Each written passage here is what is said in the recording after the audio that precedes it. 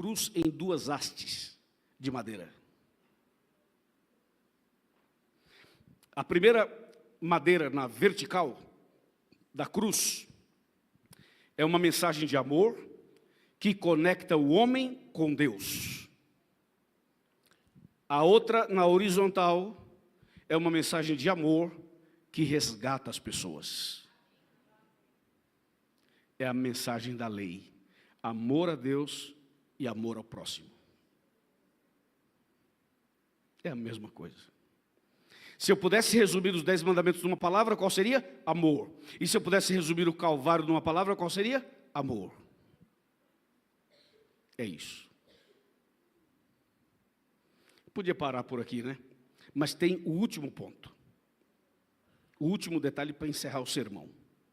Escutem agora com atenção, que essa é a parte mais importante. O que nós vamos ler agora vai fazer as conexões todas. O texto que vamos ler, a história que vamos ler, essa história, esse texto, vai fazer as conexões do Sinai, do Calvário e da volta de Cristo. Se prepara, se ajeita no banco, descruza o braço, respira fundo, que lá vai. Vamos abrir a Bíblia em João capítulo 8, Novo Testamento. João 8. Pensa num texto poderoso, é esse agora que vamos ler. Toda a Bíblia é incrível, toda a Bíblia é maravilhosa.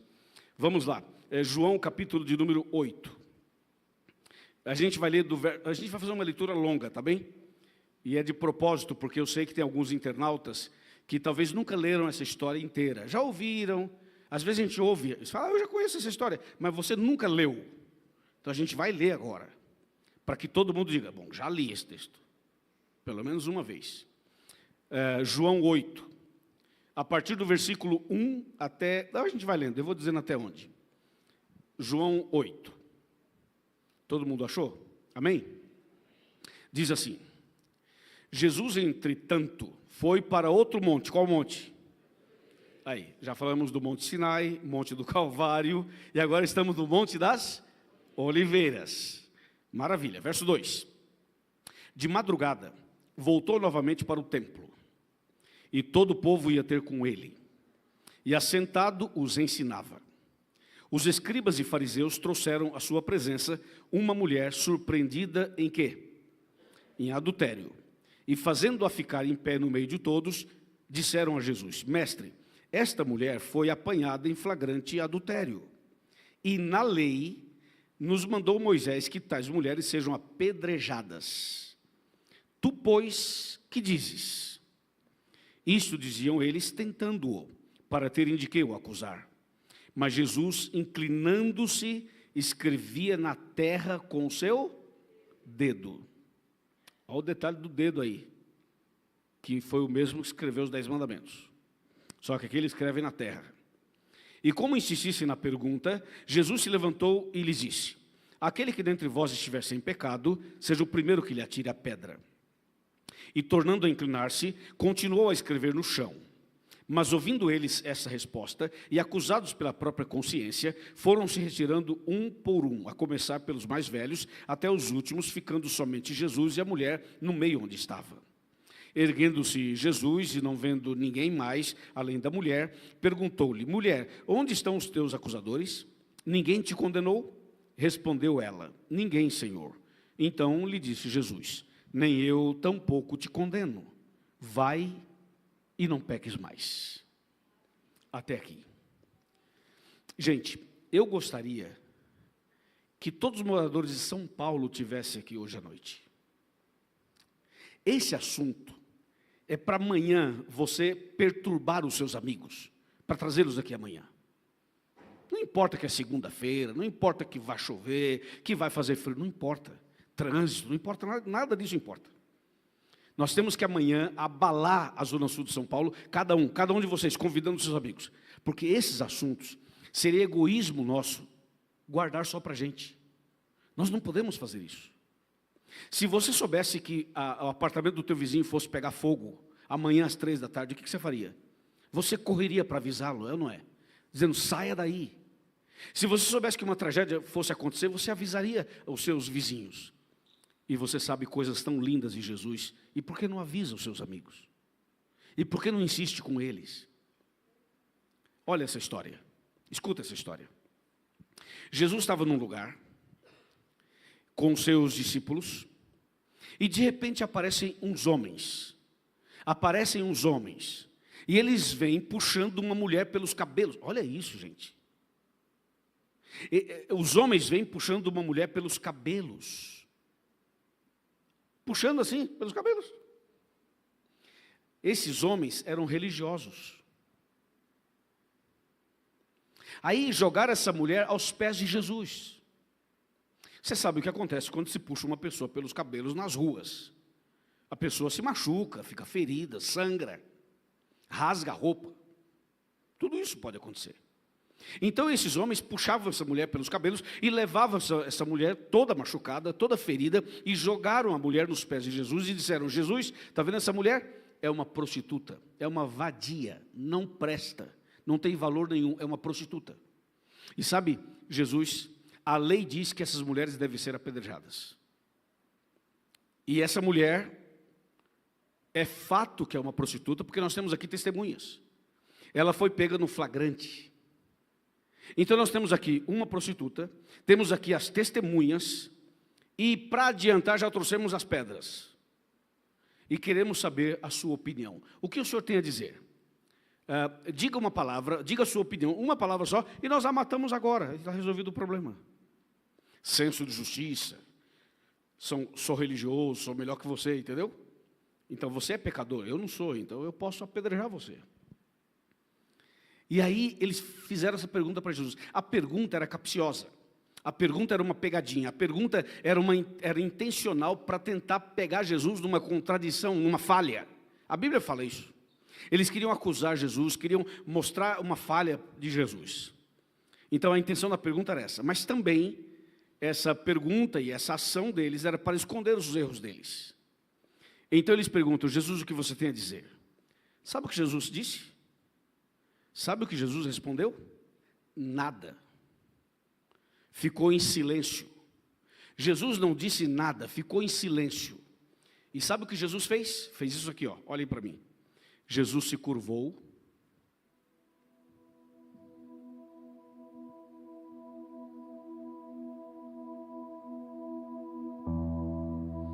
E com o seu dedo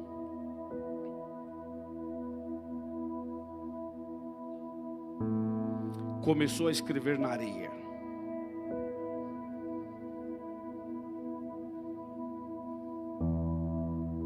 Ficou escrevendo na areia, mas não disse nada. Não disse nem sim e nem não. Em silêncio, escrevia na areia. Os homens ficaram incomodados. Aí disseram: ô Jesus, vai responder ou não vai? Diz aí. Jesus se levanta e diz assim: está bem, vocês querem apedrejá-la, né? Até poderão fazer isso, mas tem uma regra: só pode atirar a primeira pedra aquele que dentre vocês estiver sem pecado. Tem alguém sem pecado? Atira a primeira pedra. E Jesus se curva outra vez e continua escrevendo na areia. Escreve, escreve e escreve. Daqui a pouco Jesus se levanta outra vez, olha para a mulher e fala assim: mulher, onde estão os teus acusadores? Ela diz assim: foram embora. E ninguém te condenou? Ninguém, Jesus. Aí Jesus disse assim: eu também não te condeno.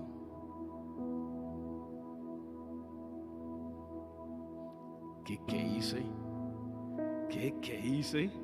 Olha o que Jesus falou. Jesus é demais, não é não? Olha o que ele falou para uma prostituta.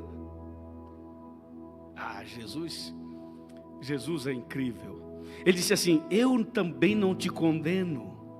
Mas ele não parou aí. Ele agrega uma frase e diz assim: agora levanta, vai embora e não peques mais.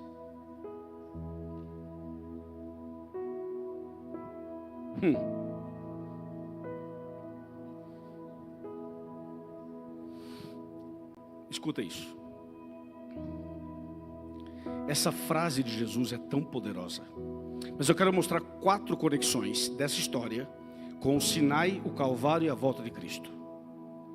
Primeiro detalhe: por que Jesus ficou em silêncio no começo? Por que Jesus não disse nada? Por que Deus fica em silêncio às vezes? Já pararam para pensar nisso? Jesus já ficou em silêncio para você alguma vez? Para mim já. Várias vezes. Né? Já orou e Deus não respondeu? Eu também já. Já clamou e nada aconteceu? Eu também já. Já passou madrugadas em oração? Já chorou de madrugada? Já clamou, gemeu, gritou e nada? Sim. Por que Deus fica em silêncio às vezes? O silêncio de Deus pode ser mal entendido, e pode ser mal interpretado, e pode ser o motivo pelo qual as pessoas abandonam a fé. Eu conheço pessoas que abandonaram a fé, porque dizem assim: eu orei, Deus não me atendeu. Eu pedi, Deus não me escutou. Quer saber? Não vou mais para a igreja. Quando Deus fica em silêncio, quando Deus fica em silêncio, escutem isso por favor, Ele não está ignorando você. O silêncio de Deus não é para ignorar você. O silêncio de Deus não é para dizer que Ele não se importa com você. Não é que Deus não gosta de você, sabe? A gente pensa isso, mas não é isso. Quando Deus fica em silêncio, o silêncio dele é uma resposta. O silêncio de Deus já é uma resposta. Normalmente, quando a gente está bem concentrado, compenetrado, ocupado, a gente fica em silêncio. E Deus está ocupado, trabalhando por você.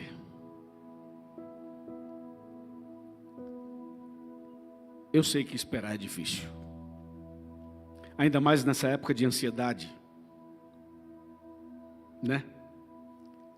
Mas o silêncio de Jesus tem muitas mensagens para nós.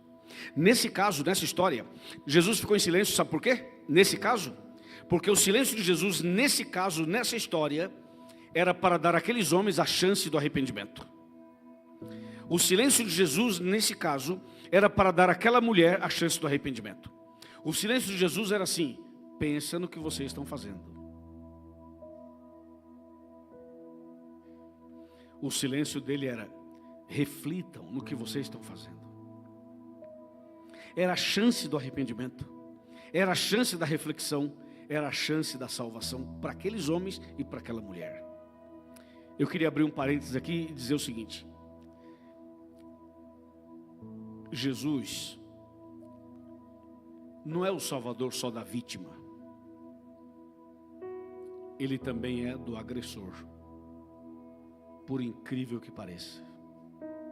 Mesmo que você não goste, mesmo que você fale assim: não, não dá. Jesus não morreu só pelos bons, Ele morreu pelos maus também.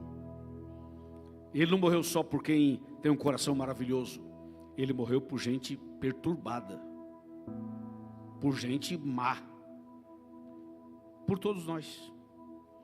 Então Jesus não quer salvar só quem é bonzinho, Ele também quer salvar aqueles que são encapetados. Então o silêncio de Jesus era uma chance para resgatar aqueles homens e para resgatar aquela mulher. Mas os homens não entenderam. Sabe o que eles fizeram? Jogaram as pedras fora e foram embora. Aqui nós temos os homens acusando a mulher e nós temos a mulher, certo? Os homens estavam perto de Jesus com as pedras nas mãos para matar a mulher. E a mulher estava ali aos pés de Jesus, sendo acusada e sendo vítima de uma agressão, certo? Tá. Quando Jesus confronta, os homens jogam as pedras fora e vão embora. Perceberam quem foi embora? Não foi a mulher, foram os homens. A mulher ficou, os homens foram embora. E aqui está uma revelação. Aqui está uma revelação. Você sabe quem vai para o céu? Escuta aí, meu irmão, você que está lá atrás. Sabe quem vai para o céu? Escuta aí, irmã, você que está lá atrás também. E você que está aqui na frente, aqui pertinho de mim. Sabe quem vai para o céu? É quem fica com Jesus.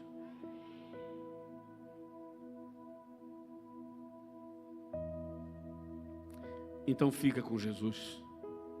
Não importa o que aconteça.